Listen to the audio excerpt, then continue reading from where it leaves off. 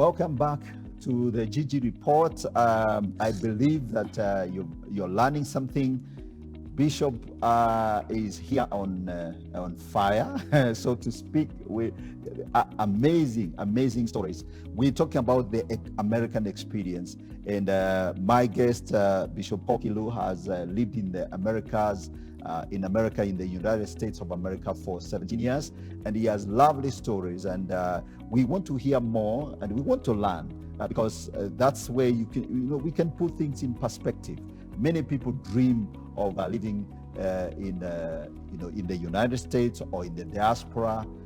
Everybody wants to immigrate for better opportunities. I like the fact that you're very, very honest. That look, when you got your chance to go to America, you were out for the money, and you were keen. You want to make some bucks, and that's very, very true. But then, as you are talking to us, you're sharing the journey and how it wasn't so easy. Now, you've told us quite a bit on how it all started, how you had to work so hard, and between you and your wife, you had to exchange. She would be coming in and you're leaving for a job and all that, and she had to work so hard, study continuously, while you also were trying to find your feet in your career and all that. So then you talked about ministry. You started church, like you said, the first week when you landed, or the second week? The first week. Let me explain how it happened. Yeah. Okay. A brother who hosted me, Yeah. we were with him. He's a pastor there now, actually doing a good job. Yes. He hosted me. We arrived on a Monday. Yes. And so on a Wednesday, there was a group of family that had moved from Boston to come to Delaware. Yes. And since they had been together in Boston, they had started a fellowship of some kind. Okay. So when I went, I found that fellowship going on. Okay. And they were kind of waiting for me Yes. to go and begin ministry with them. So on a Wednesday or Friday, one of the weekdays, Yes. they hosted a welcome party, kind Okay. of a welcome party. Yes. So I made I preached. Yes. And so we said on Sunday, we're meeting in one of the ladies in their house, yes, a sitting room. Yes. So we went and we had a church. Yes. We said, this was awesome, let's come again. And that was in March. Yes. And then around May, the church was registered. We continued doing it. Yes. But the fellowship was there, I must say that. Yes. That was not a church. Yes. And so we began that way. Okay. And then we were there I was in that church for 2 years. Okay. I made sure that, because this is going to go on air, everybody will see it. Yes. Yes. We did this. After 2 years, I went and I told them, I felt in my spirit, Yes. I needed to leave that fellowship. Yes. Vision is, you don't merge into a church and then, it's hard. You are a pastor, you may understand this. Yes. Unless you're going to be an assistant pastor, a support of the destiny of those those ministries. Yes. But if you have something in your heart that you want to do, Yes. you can't just merge into an existing fellowship Yes. and tilt it towards you. It's hard. Yes. Yes. And I noticed that it may not go far. So I announced to them that I would wish them to listen to me Yes. to begin a church, Okay. so to speak. Yes. And we announced 3 months. Okay. They had a big party for us. Yes. They blessed us. Yeah. And the pastor, who is a good friend of mine up to today, Yes. asked if there was any person who wanted to go with me. One couple came. Yes. I also went to begin a ministry not in Delaware. Yeah. Because the reason why I didn't want to do it in Delaware, Yes. there's a lot of church splits, Yes. both in America and even in Kenya here. Exactly. Somebody comes and organizes a number of people, maybe praise and worship team or a number of elders or whatever the case, Yes. and Yes. then make a group of 10, 15, 20. Yes. I didn't want that to happen. Yeah. And so I told my wife, we are going to begin a church, but we're not going to begin in Delaware. Okay. She asked me, where are we going to begin it? Uh-huh. I said, if this is a seed from God, Yes. it can germinate anywhere. So we're Yes. going to do our church in Pennsylvania. Okay. Now, Pennsylvania is the neighboring state. Okay. I don't live there. Yes. I live in Delaware. Okay. So I drove and I saw the sign, welcome to Pennsylvania. Yes. And then I went to look for venues where I could organize. And we found a place. Yes. what was the St. Stephen's Lutheran Church. They gave us a space. Okay. That we were paying $175 Okay. a Sunday. A Sunday. That's not little money. It may sound like 175 shillings. No, but if it is in dollars, it's that's different. 17,500. If a dollar was 100, it could be slightly higher than that now. Exactly. Per service. Per service. Exactly. And the service is 2 hours. Yes. So when I went to begin the church there, it was not easy because in America, one, we don't have crusades like Yes. we do here. Yes. You just announce on Facebook or some majorly Some Facebook. follow. Some Facebook platform. was, I don't know how I announced to people, Yes. but they knew when they heard that I've been released from where I was. Yes. That was in June 30th Okay. of 2006. Okay.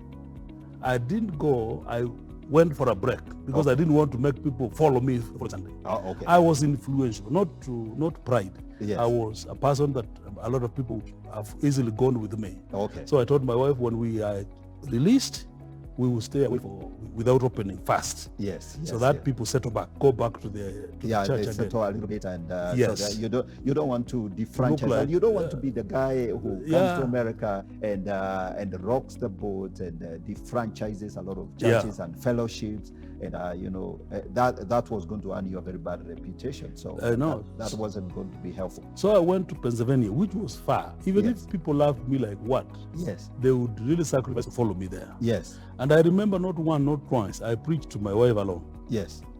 I want to make it may look like like a joke. Okay. I remember one time when we were driving back from Pennsylvania, Yes.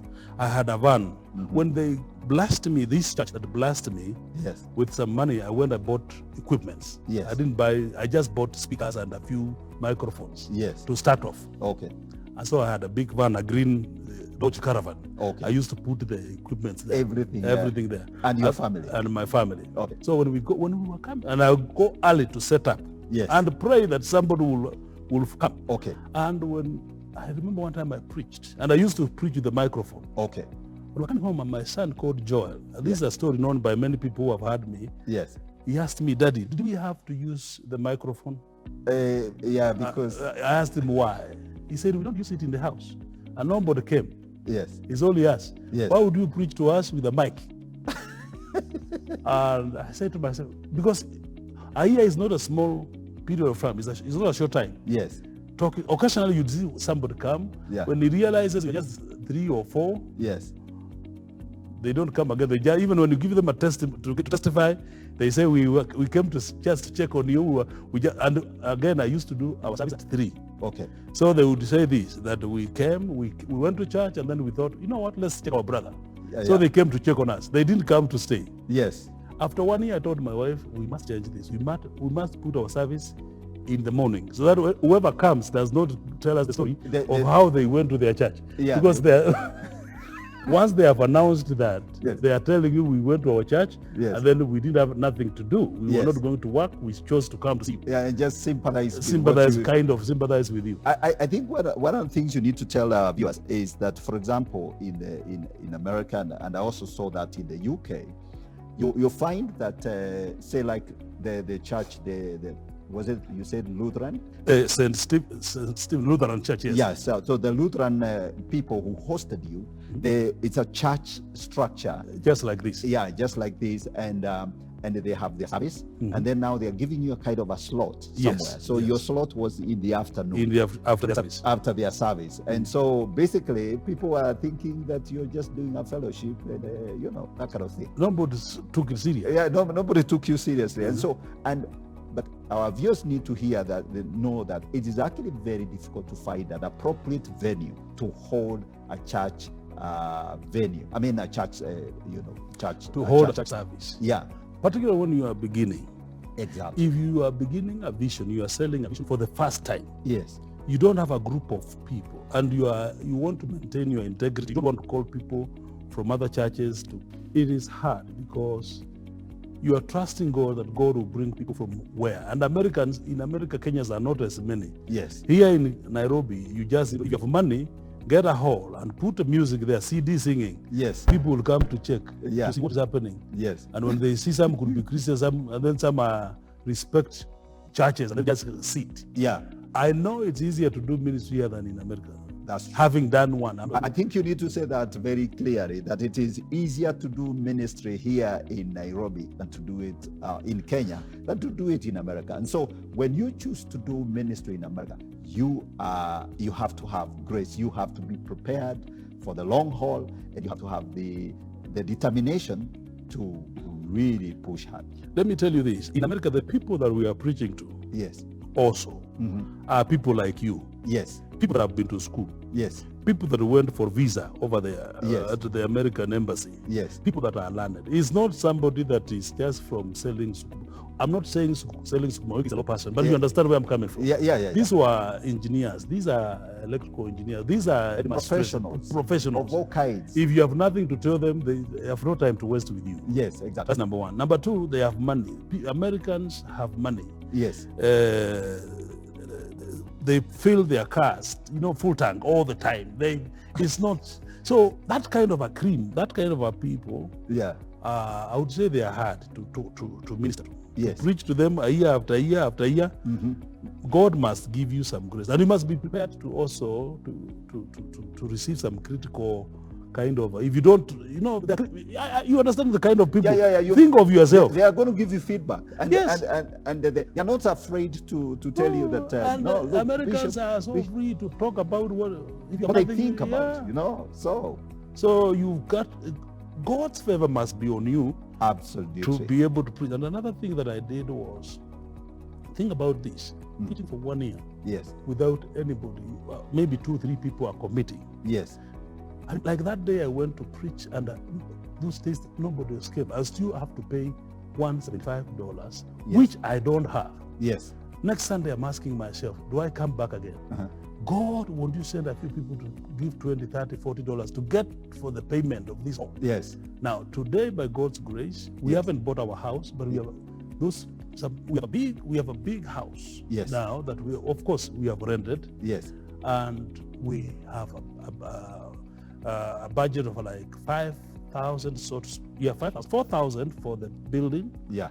And 1,000 for electrical, sewage, this internet, phone, all that put together, maybe around another 1,000. Yes. Those are dollars. I'm talking about dollars. Every time I say figures here, even here, I found myself talking about dollars. How much dollar? Because I've stayed there talking about dollar many times. Yes. So $5,000 is not the little money. It's not little money, but God is gracious enough. We are able to pay. We have been in that building for going to 8 years now. Okay. Now, in America, we shifted 3 times. Okay. Because we went to a certain place, they complained, and we started getting more people parking. Becomes an issue. It's for shopping. It's not for people to come and sit here for 2 hours. Yeah. And the owners of the shops are complaining, and then you have to move. Okay. Then finally we found ourselves a place where we rented. Yes. And I think I need to share a testimony on this if there is time. Yes. We are talking about the highs and the lows. The highs and the lows of the ministry. Exactly. Yes. Now, I said again, favor. Favor is, what I'm saying may not be for everybody. I was highly favored, I must say. Highly favored. I'm telling you. Favored. Because I remember when I went to look for a house, I found a big warehouse, huge warehouse. Yes. Warehouse is like how you could go down, maybe. Yes, something like that. Yeah. They sell cement, Stuff like that. Stuff like that. Yeah, hardware. The Muzungu guy, Yeah. who was renting the place, Yes. he asked me, "What do you want to do?" Because that guy had gone bankrupt, and so he was getting out. He was clearing his stuff and all that. Yes. Yes. Muzungu asked me, Yes. "What do you want this house for?" I said, "It's for a church." He looked at this warehouse. In America, you have to put air conditioning in the house because the weather is always challenging. Exactly. It can get, once it gets to winter now. Yeah, winter or even summer. Yes. Whatever weather you are in. Yes. It's still, you must cool your house or you must warm it. Yes. He told me that you can't put people here. This is a warehouse. This is not a church. Yes. And then he told me, the Muzungu told me, Yeah. Paul, you need to pray God Yes. to bring you millionaires Yes. in your church to be able to convert this Yes. into a church. Yes. And listen to this, Gigi. I held my hands like this. Yes. I told him, give me 1 second, sir. Yeah. I held my hands like this, Yeah. and I did like this. Yes. I made a prayer. Yes. I opened my eyes and looked at the Mzungu. I Yeah. told him, sir, Yeah. the Lord tells me you are a millionaire. Yes. He looked at me and he said, the Lord told you I am a millionaire? Yes, he just told me so. Yes. And of course, I knew some of the properties. I did not the Lord. I can say here, I confess, Yes. it was not the Lord. But I knew. You cannot always know who a millionaire is. You don't need to be told. Exactly. He told me, and then he started turning red. God spoke to you that I'm a millionaire? Yes. I said, yes, he did. Are you not one? He said, what else did he tell you? I told him, the Lord told me, Yes. you are going to make this house for us. Yes. The Lord told you, I'm going to make a church for you. Yes. I said, yes, he just told me right now here. Yes. Do you know that Muzungu didn't have any other words? Yeah. He told me, so how do we make this house? Yes. He went into his truck. He brought a paper, a plain paper. Yeah. And when he was going, I thought, God, give me an idea Yes. on how to construct it. Where will be the office? Where will be the kitchen? Where will be what? Because I'm going to put, I didn't have time to think. And so quickly, I do like this, I do like this. I show him, we put the kitchen here. We need toilets for. He told me, why can't you just have one toilet? I said, no, we are Africans. Yes. We don't share toilets. Yes. So we have to put two, yes, for women and for, oh man, and before long, he told me then what I will do, because America is not like here where you just draw things like this. Yes. You take it to a draftsman, somebody who can do measurements and all that, something good. Yes. That will be presented to the county, council, whatever. Yes. The images of our houses are also elsewhere. It's not just you who know that so you that then you get the approvals and The stuff approvals like and that. all that. And there it's very stringent. You can't cut corners. No, you have to do course. things right. Yes. You have to have disabled, access, and there are a lot of things that disability issues. Yes. Yeah. And that guy did that. It costed him $70,000 US. Wow. 70,000 US dollars to convert that thing to church. We Yes. didn't pay a dime. Okay. No, I'm not saying that we paid. Yes. Later he came and asked me, "Sir, how did you get me to do this?" I told him, I didn't have to. It is God. Yes. Yeah. He said, who builds a house for lease and a tenant comes? Yes. And then the tenant says you want a church. You are left the building to do whatever you want to do with it. We only need to do the four corners Yes. and the main door. Inside here, all partitioning is yours. Yes. How did you get me to do this? Yes. I said to myself, we were together. You Yeah. asked me to pray. Yes. And when I prayed, I told The you what Lord told you to do it. The and Lord you did told it. me to tell you. And I that told you, you will be blessed. you will be blessed. He shook his head and said, I don't know how I got myself into this. And now he's in the middle of it. Yes. He has already, and contracting there, you don't just tell someone to come and contract. You must also sign contracts. If they're coming to do it for you, Yes, you yes. sign contracts that this is how much. So Yeah. you can't back off. You can't say, no, I changed my mind. No. They'll take you to court. Yes. Me, I didn't have any contract with him. Yes. Just the Lord. Oh, is this faithful. is amazing. This is amazing. Bishop Kilu is an amazing man, and God has granted him so much favor.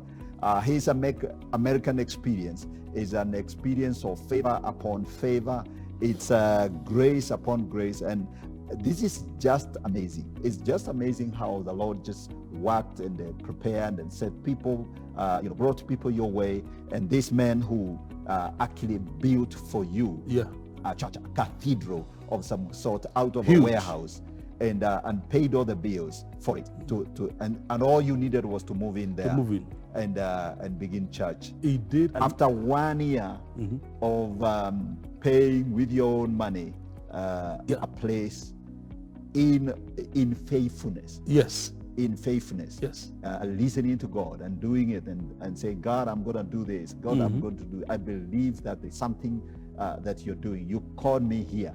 He asked me, then what do we have to pay to use the microphones? And I used to have them carry the speakers from the van. No, they were tired. They didn't like it. That's the work of pastor's kids. You know, pastor's kids have a story. All of them have a story. So what Carrying I told speakers and stuff like that. What I told him to answer him, there happened to be a mama, one of the members, mama alikuwa amekuja huko to visit with her kids. Yes. So she came to our church. Yes. As a way of just visiting people around there, woman from here. Yes. And we gave her a mic to just to greet people. Yes. And she said when we were coming, she would point with the mic. And so when we were going home that day, my kids were saying, that lady doesn't know how to use the mic. You remember she was, and they were making fun of it. She wasn't there though. Yes. So I reminded my son, you remember the lady who came? Yes. Who was not able to use the mic? Yes. She was hitting the mic like this. Yes. I said, yes. She said, yes, the one. And then they started laughing about it. I said, that's what God, He doesn't want us to learn how to use mics in front of people. Yes. My prayer is that every one of us, the 5 of us, me, your mother, and the 3 of you, Yes. must learn how to use a mic. Yes. So that when people come, they don't go laughing at you that you didn't know how to use a mic. Yes. That's the answer. And my son thought, oh yeah, so we must learn how to use a mic. Yeah. You must learn how to use a mic. You must learn to play drum. We must learn to all these things. Yes. And by the grace of God, my son learned how to play drum at a very early age. He is one of the greatest drummers. Yes. And my daughter plays keyboard. Okay.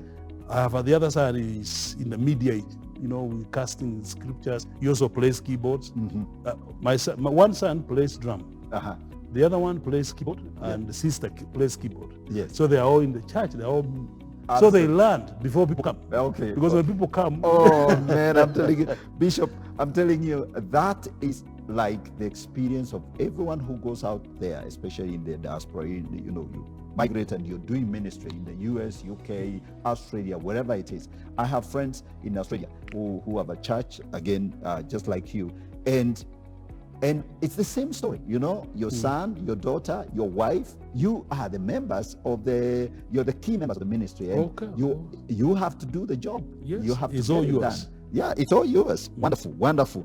So, viewers, like we said, you can send in your comments on the using the numbers on the bottom of the screen, and you can also access through social media platforms, ask questions, comment, and contribute to the conversation. And this is the GG report. So, before we come to the end, I'd like to ask, you know, open it up a little bit and say, then, so you begin ministry, you also have a job to keep, you have work to do, and all that. So what were your, I'm sure you had some highs and lows. Yes. And that's the experience of everyone who goes to ministry, moves to a new country. So you can touch on that and tell us what were some of your low moments and then your high moments. One of the things that I did when I was starting the ministry, I worked for Walmart. Okay. Walmart is one of the biggest big retail. Retail. But I worked giants. in their logistics, in their warehouse where we sent stuff. I used to do a very hard job. Okay. I was a loader. Yes. Loading stuff into and unloading. I worked in different departments. Okay. I began as an unloader, unloading trucks. Later I moved to loading. Okay. Because I needed a day job. Okay. Now, and I was a minister. Okay. You remember I started day one. You started day one. Yes. You were in your reception party. Yes. You're the one who preached. Yeah, I preached. So you already announced. And from there that we started moving on. Yes. And they heard you. And they knew. You had the fire of Christ. Yes. Here, you're part of the revival teams. I mean, I met you actually here in Kenya with your friend Bishop Malombe and others and all that. So there was fire that had spread out here. So you arrived here. And a few knew me before they left. Exactly. So the challenge was coming from work. Yeah. And going for fellowship. Yes. The body, you are tired. I used to get so tired. The kind of a job that I did. People here think money is plucked from trees or collected on the streets in America. You know. Nothing like that. Absolutely. The work we do, the money we earn, it is sweat. And when you come, you have to go to preach. Okay, after a while, my wife graduated and I resigned, 2009. Yes. That's maybe like 11 years ago. Okay. I left that kind of a job, and now the warehouse job, I resigned. Where you breaking your back. Yeah, it was a killer. Yeah. Oh my God. And so anybody that is here, everyone that works in Kenya, if they come to America, they realize they were not doing as much. Jobs here are easy. I will tell you, because I have the same story, that people don't quite appreciate how hard people work in the West. They don't. Even the Americans themselves, for them to earn the kind of money they earn and to live the kind of life they live, they work hard. And physical work. You work in a warehouse, or you are a builder, you're a contractor, you're a truck driver, you are a delivery person, you have some enterprise somewhere, you deliver things, or you manufacture stuff, and you work. I went to Naivas. I saw the cashiers Yes. are seated. Yes. In America, cashiers are standing. Wow. Whether in the bank, whether in the warehouse, wherever. I mean, everywhere there is no seat. How do you sit at work? How can you sit? At work, There's no time you to went sit. to work and then you are seated. What What work is that you're doing? Everybody is standing. I'm telling you, one time, I remember some very interesting experience. I was opening a bank account in the UK when I was a student there. And I'm telling you the speed the bank clerk serves you. He types at that keyboard at such high speed. And it's like, pa, pa, pa, pa, pa, pa. You know, how much are you withdrawing? You know, and can you confirm? And within minutes, the money is being pushed out. And it's like, you come here, you go to a teller, and it's like... They are dragging themselves. Oh, it takes like almost 5 minutes.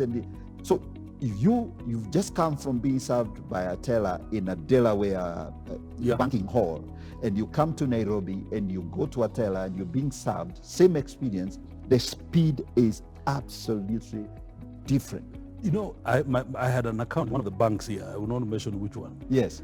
And the bank went, how do you say this, that you don't deposit or withdraw after a while, they dormant or something? Yes, dormant. It went yes. dormant. Yes. I came with my card, Yes. my ID card, and the same card. Yes.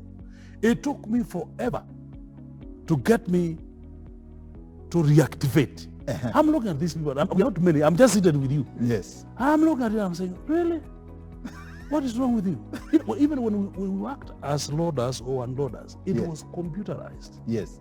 You have to put several boxes in a trailer because every trailer that goes in is, you scan it. Yes. And it goes through the main, and at the end of the day, you are given a report. You cannot relax. Wow. The American experience is not just a nice experience. No. Actually, by the way, when you're here, you're on leave and you are enjoying yourself. You're on vacation. You're not under pressure. But when you live in America or in Western countries, you have to. The only thing that people do here a lot, pastors do a lot in Kenya than America. Yes.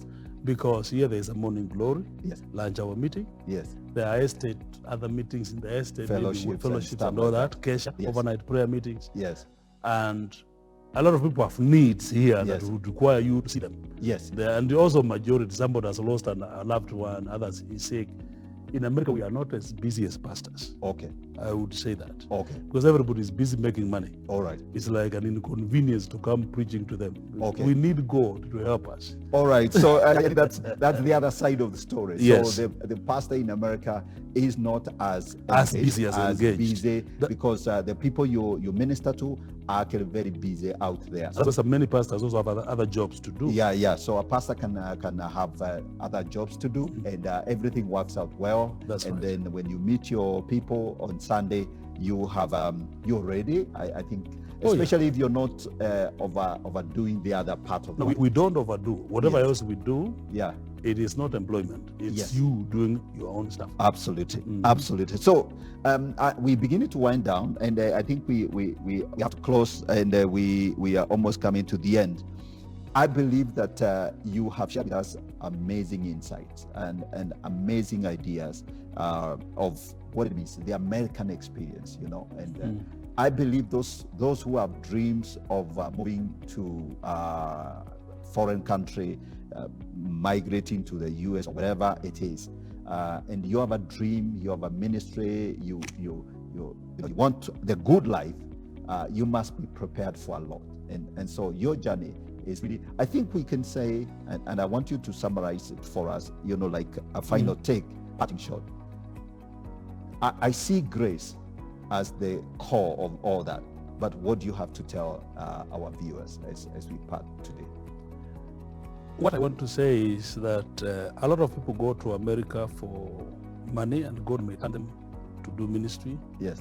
And a lot of them have gone there looking for money and all that, Yeah. and they have ended up divorcing and getting into serious situations with their families. Yes. My prayer is that if somebody is doing well here, Yeah. stay here.